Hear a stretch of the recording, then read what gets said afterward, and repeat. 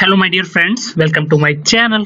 Friends, in the last video of this React.js tutorial series, I have demonstrated you about the calculator application. So in this particular video, we will see that how we can create this particular calculator application.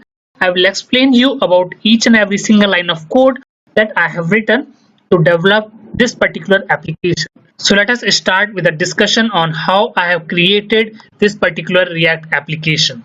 So let me take you to the Visual Studio. So this is our Visual Studio editor and we are using this editor to write our React.js code and to run our application.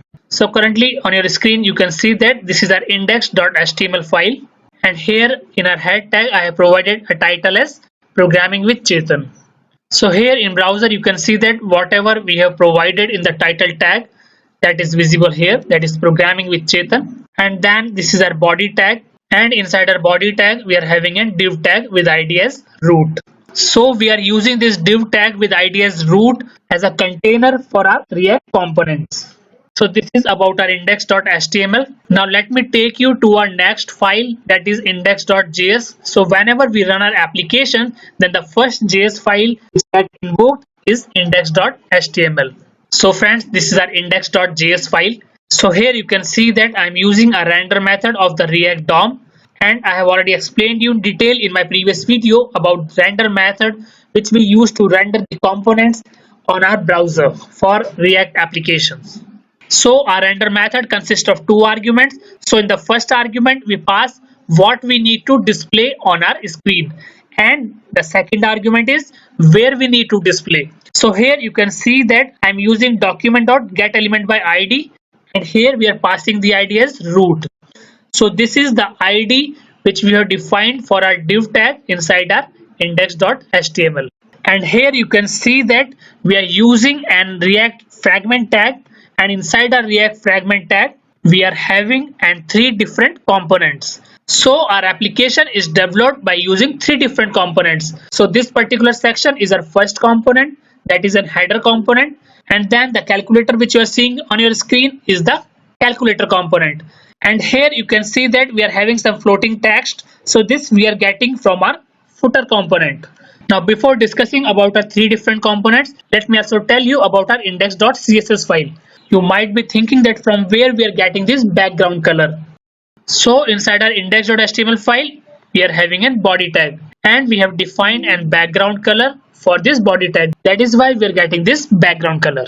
Now let us first discuss about our first component, that is header.js. So my dear friends, in React we are having two different type of components. First one is a functional component and second one is a class component. So what you are seeing on your screen in this header.js file is a functional component. So this is the name which we have provided for our header component, that is header, and this header content is returning some HTML content. So what it is returning? We are returning an h1 tag and h2 tag inside our div tag. So when we have to return multiple tags, then they must exist inside some head tag. That is why we have used div tag here.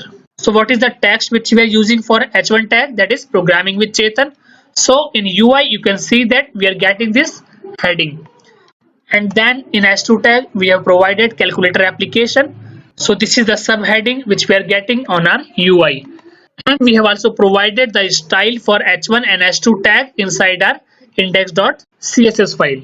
So inside our index.css you can see that we have provided a style for our h1 tag, and here we have provided a style for our h2 tag, and here you can see that our text alignment is center and we have defined its color as blue. So here you can see that our text is center aligned and its color is blue. So my dear friends, this is about our header tag. Now let us discuss about our footer component. So in footer we are getting some text, and this text is floating. So let us see that how we can get this floating text.